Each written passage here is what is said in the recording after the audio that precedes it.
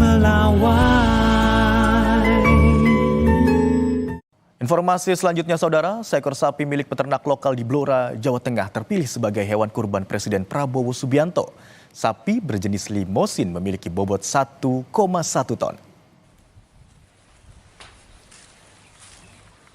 Inilah sapi limosin milik peternak lokal bernama Surati, warga Blora, Jawa Tengah, di mana Surati mengaku senang sapinya terpilih sebagai hewan kurban Presiden. Ia mengaku tidak memiliki kiat khusus untuk merawat sapinya hingga memiliki bobot 1 ton lebih.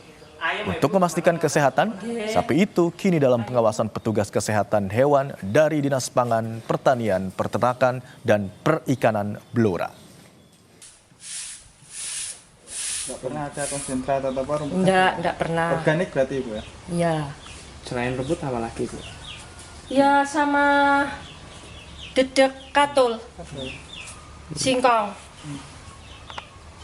Berapa kali Bu dikasih makan sehari Bu? Makan rumput Iya. seadanya. Kalau ada ya diberi terus, nggak ada ya 2 kali 1 kali.